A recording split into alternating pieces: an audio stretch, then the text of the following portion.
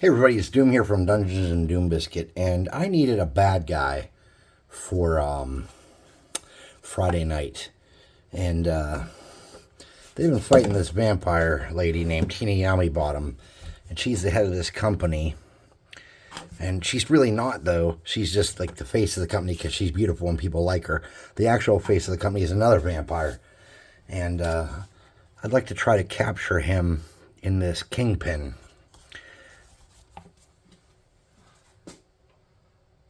So I'm going to I had used some white paint and gave him a light dry brush. The new paint, the new primer my wife grabbed from me, that Mrs. Doom grabbed from me at the store, for some reason it left him really shiny, even though it's ultra matte. And it's the same brand that we regularly get. So I'm not sure what happened there. Just kind of grabbing some, lightening them up a little bit more in some spots because this dried kind of really even for some reason when I dry brush this. Maybe it's because the miniature was so slippery. I don't know why. I'd just be speculating no matter what I thought.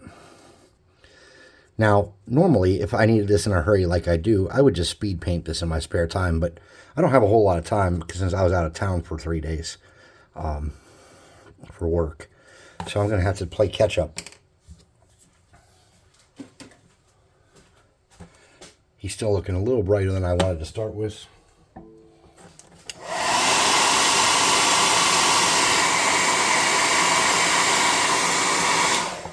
Now, he's a vampire, so I want to do something weird with his skin tones. And I'm going to do those first. So I'm getting this sky blue. It's like a really pale blue. And a size 1 brush.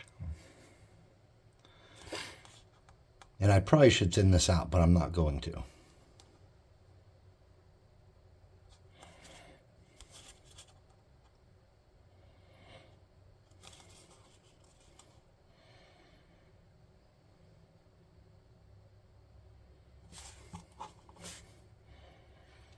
And if you're thinking this is a little light from what I'm normally doing to start with on stuff, yeah, it is. I do plan on trying to use a wash at the end here at some point, though, maybe.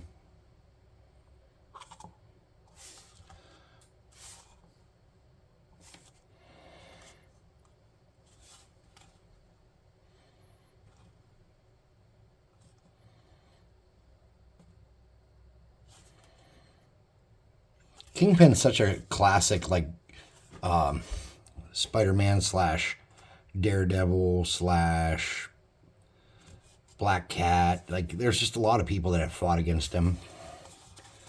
I think Punisher's gone up against him a number of times.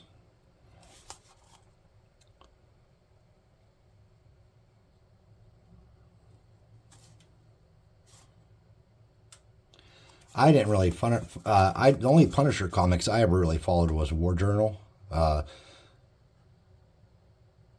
because I kind of got on the Punisher game late. It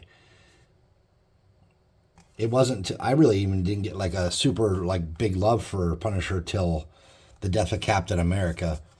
You know, for as bad as Punisher is, of a dude, he has this code he lives by that I kind of respect, and he would not hurt Captain America or attack him or fight him in any way because he believes Captain America is what everyone should be striving to be, and that's amazing. All right, let's get that put away. And I think that light color of blue, I'm going to do a little bit more on top of his head because I feel like I missed a spot there actually. Now that I'm looking at it from above, it feels like I didn't really get that well. Okay.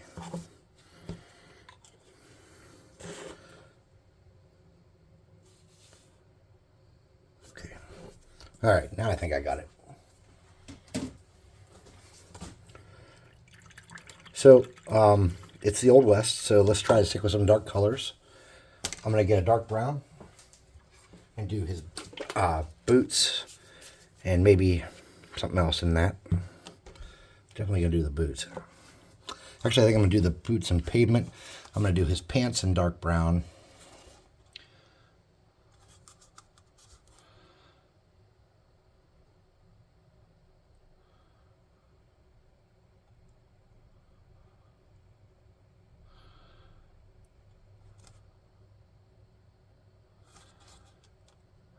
Sometimes you don't need to do any conversions. You know, just a new paint job can make a miniature tell a new story.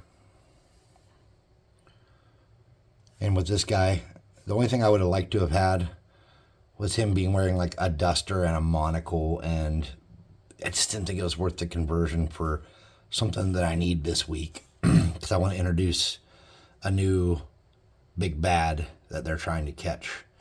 And this guy can walk around, even though he's a vampire, he can walk around in the daytime because they've been searching for relics, which is why they're in the U.S.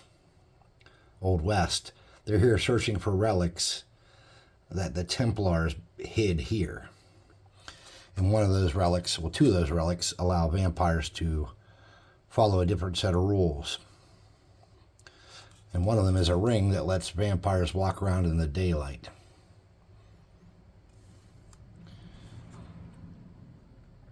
And the players don't know it yet. They won't see a ring on his finger. It's because he has swallowed the ring and it's still working. It's inside of him.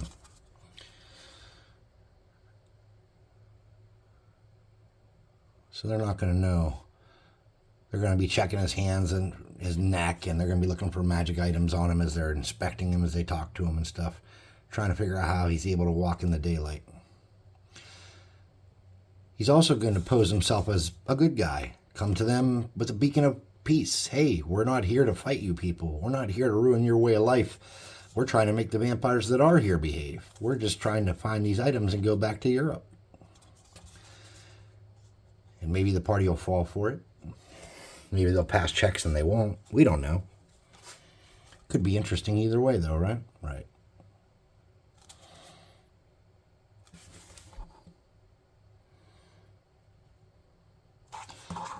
The reason I thought this Kingpin versus some of the other Kingpin Heroclix I have was so good is because he had this cigar. And why would a vampire need a cane?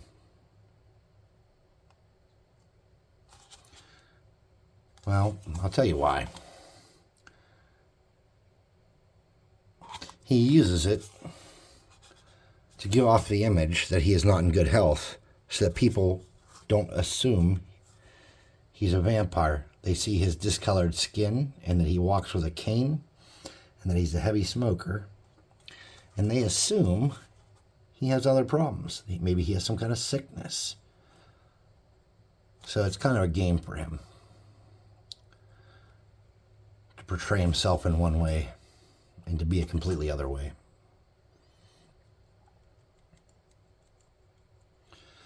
Well, Tina Yummy Bottom, who that's not her real name, but that's her alias she goes by here in the States while she's helping facilitate the search for these items. She pretends she's a prostitute to gain people's trust and to learn secrets and stuff. And she'll turn other prostitutes and make them collect information for her.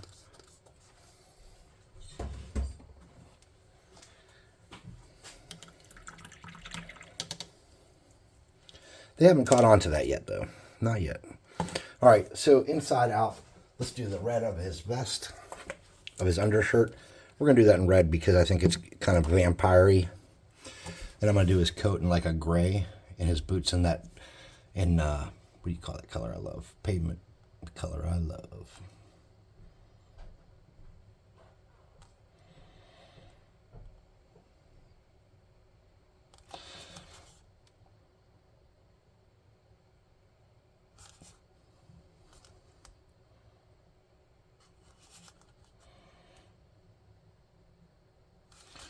You don't really need to get all the way back in those holes in the neck because I think that my wash will handle that pretty well, I'm guessing. I'm just going to be real careful not to get it on the hands. Don't care if I get it on the jacket because I'm going to be painting that a darker color.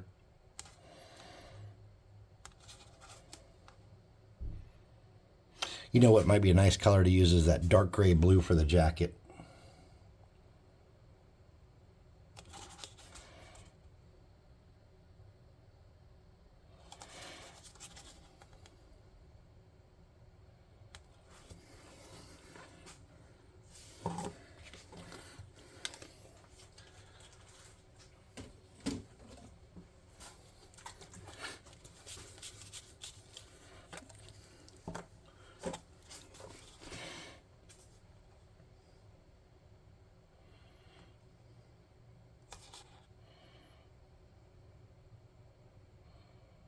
One of the really cool things about using like a full-bodied wash, especially like an oil-based full-body wash, is really we could just do a base coat here and probably come back with very little effort afterwards and get a really nice looking model.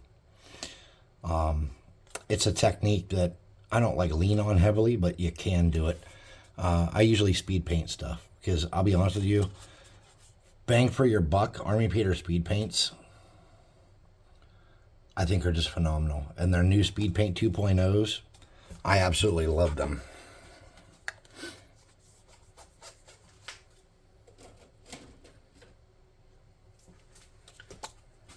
Now, dark blue gray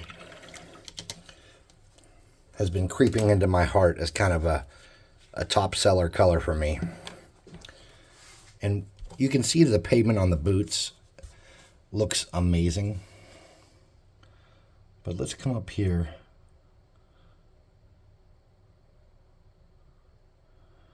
With this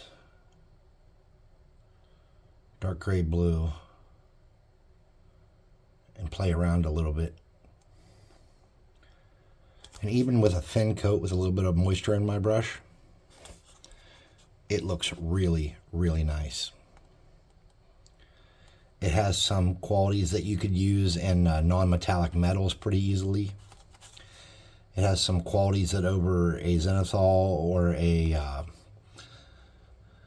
I don't know what you call it, like people have a name for it, like when you paint real fast, like speed painting or whatever, there's a name for it, but it's got some good properties when it's sent out to work in that capacity. So really it's just a decent color, and it stands up. And I'm going through my second little jug of it now since it came out.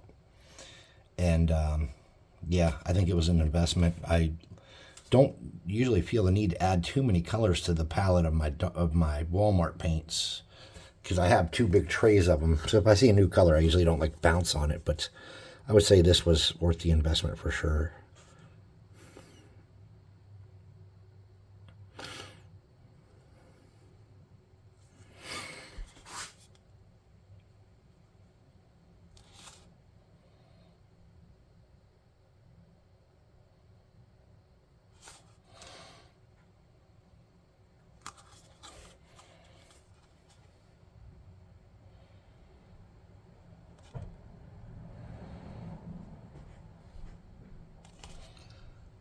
One of the secrets is to make sure you can spread it around if it gets too thick in some spots,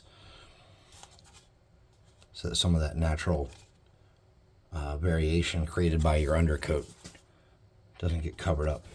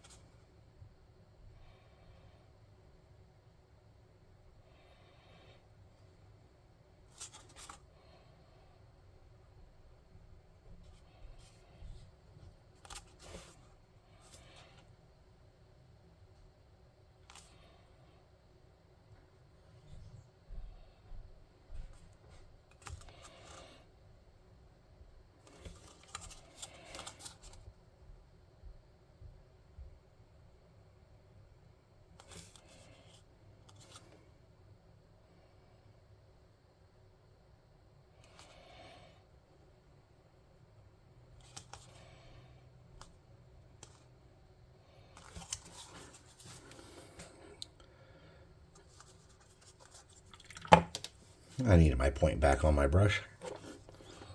So I'm just restarting here real quick and clean that up. I'm going to come up here and make sure I get my collar so none of that blue is hanging over that I don't want. I'm just going to do a little touch-up stuff. Kind of capture the look I want for him. Okay, now, remember I said that back in here, you can leave that dark. You can. Or leave that white, you can. But you got to get over any red you touched. That won't work. Alright, so how much variation in color do we really want? Well, this really depends. I think that using some metallics on the buttons and stuff might be a benefit to this sculpt. But going too far beyond that, I just don't think putting too much variation matters, except for skin tone.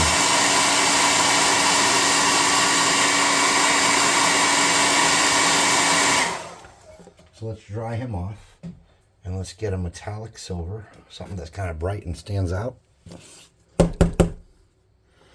Probably should shake all these paints up because they've been sitting for a day. Well, they've been sitting since Sunday morning, really, because that's when I left, was Sunday. And now it's Tuesday late, so.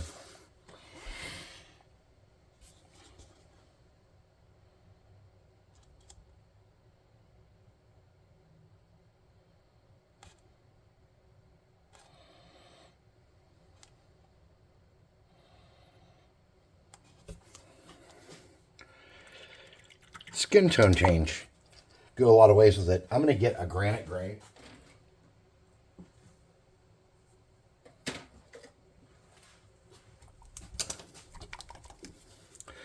And I'm going to use a small synthetic brush for this. I'm going to take a lot of that off. And just kind of catch some of the detail.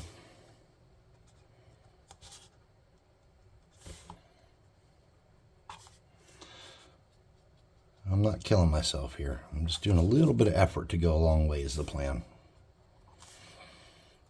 Then I'm going to get a dab of that. I'm going to touch the end of that cigar.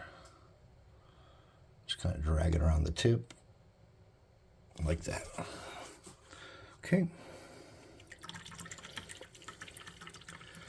And he's already got a decent amount of detail for what he is. Now we're going to come back and do a couple more things to that cigar after the wash. And we're going to do some with his eyes. And maybe his mouth. Before I do the base, I definitely want to do my wash. So for my wash, I'm just going to get a piece of tape.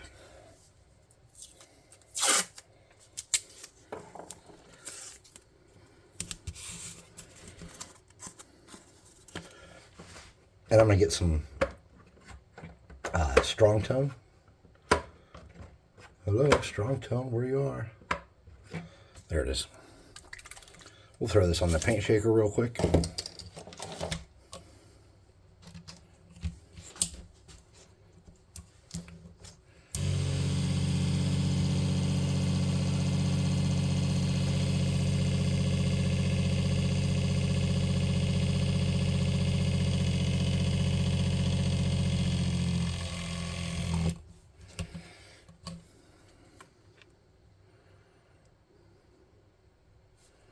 Okay.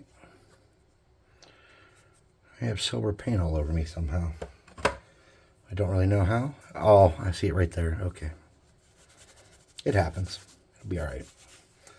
I'll likely survive it. Now I'm going to get a bigger brush. This is a size 3. I'm going to grab my wash up, my strong tone up. I'm going to get it in all my cracks and crevices.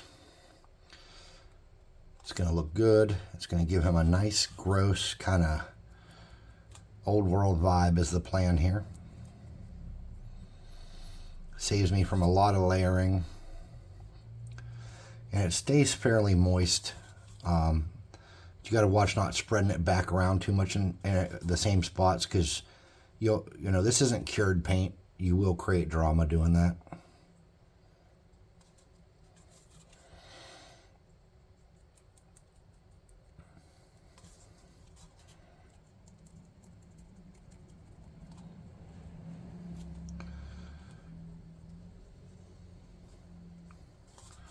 So I think I got all my cracks and crevices pretty much. Let me get inside that hand there. Let me get inside those fingers a little better. Okay. Now I'm just going to grab a piece of this and dab his face a little bit and lighten that back up some. Okay. Then let's hit him with the air gun. Now this is oil based. It's not going to cure very well. You don't want any of the runnies like that. If you had too much in a gap, just grab it.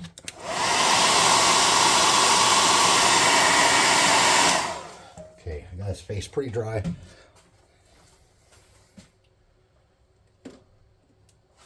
So for the whites of his eyes, I'm going to use this skeleton bone color.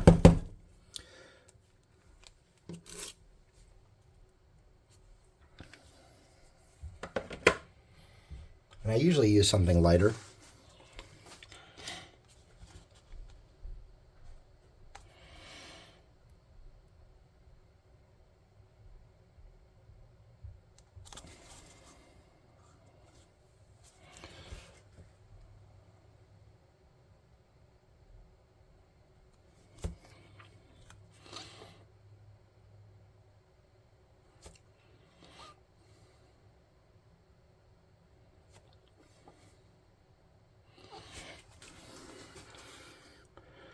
I want his eyes to be kind of noticeable.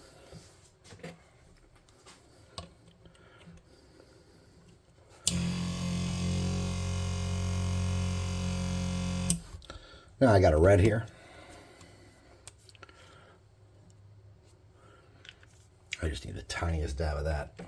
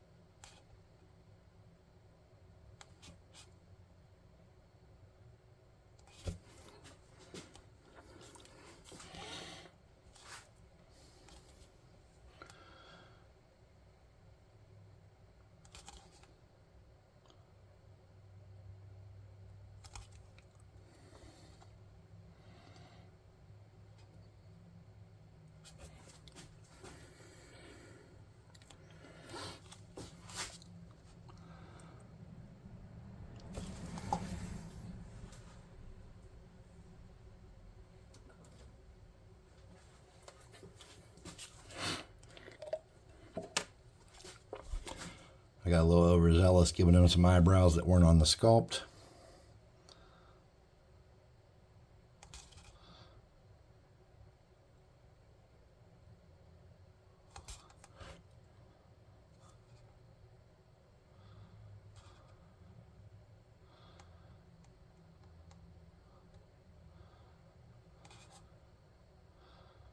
So now I'm going to force some highlights and try to make that not as noticeable.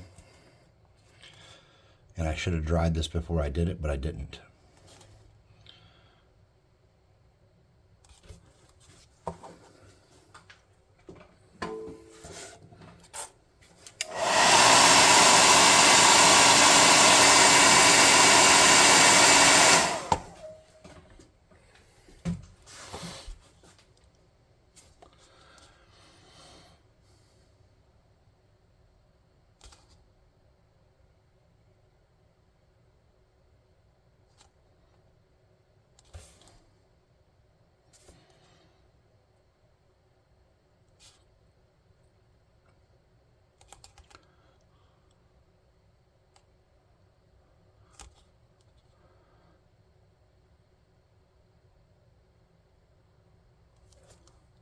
I'm just getting a little bit of water here. I'm trying to smooth that out and reactivate that just a little bit so I don't have to add more paint. Okay.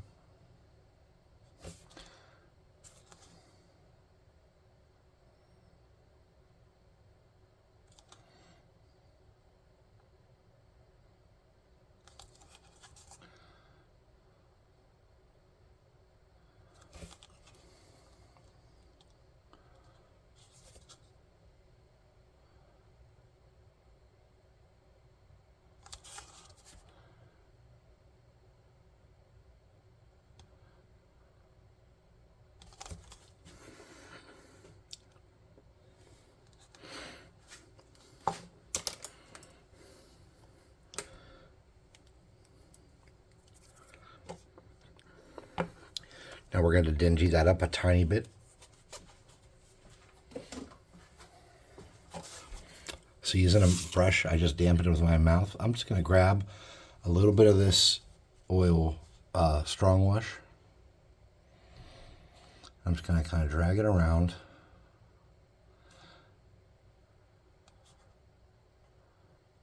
Just like that, and make it kind of blend in. And I'm just going to dab him ever so lightly and darken that back up. Okay. Now the base should be pretty easy peasy at this point. I said easy peasy. I assure you that is not my normal form. I was out in the middle of Ohio. They talk like different human beings there. With black that is not shaken up or mixed, that was a complete waste.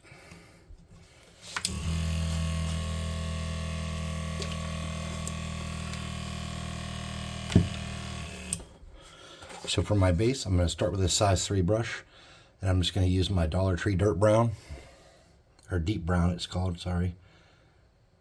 It's more of like my painted desert brown these days. And you really just need to get it on the elevated portion of the dirt that's raised up. You can leave that lip around it if you want to. You can leave that undone, because I'm painting mine black.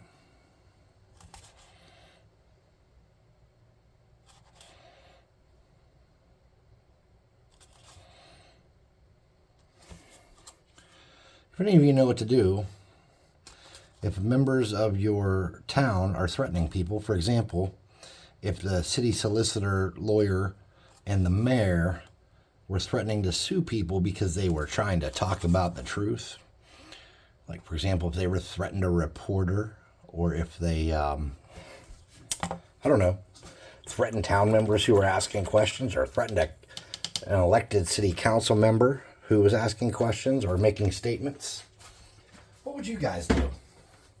Take Army solutions, Marine solutions, Air Force and Navy solutions off the table. I have too many people to support.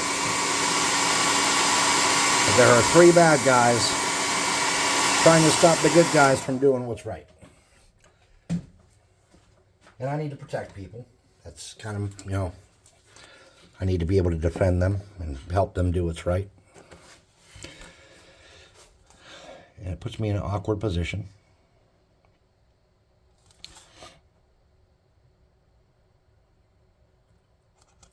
Because I have a family to protect and make good choices so that I don't lose my income and my well-being for my family's sake. But at the same time, I have a need to help these people on their quest to do what's right.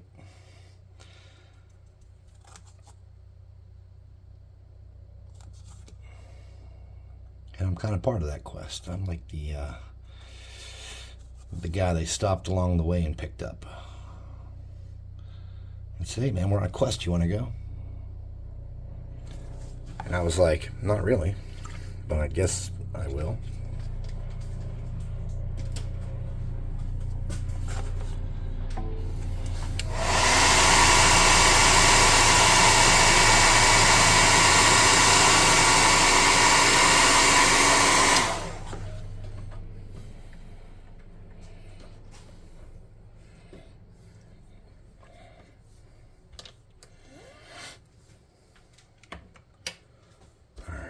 Get some of these brushes away. Get some of this black paint.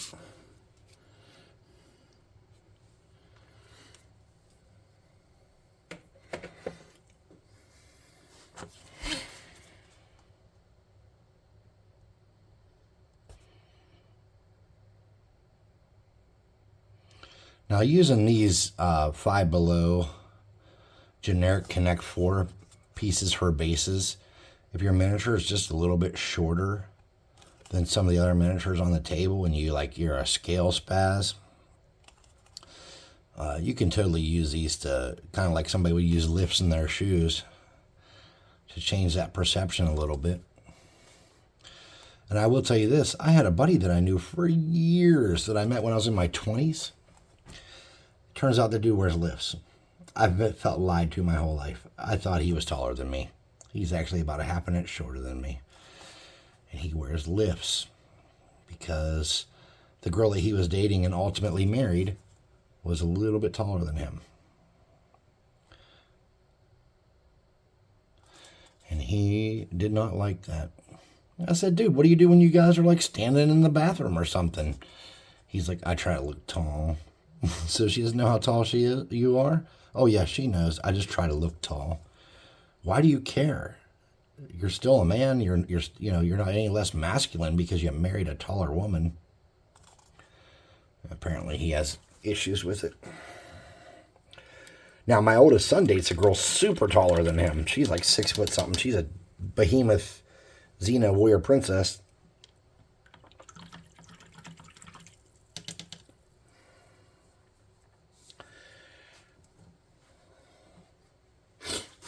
All right, so let's hit this guy with the air and then look at him one last time.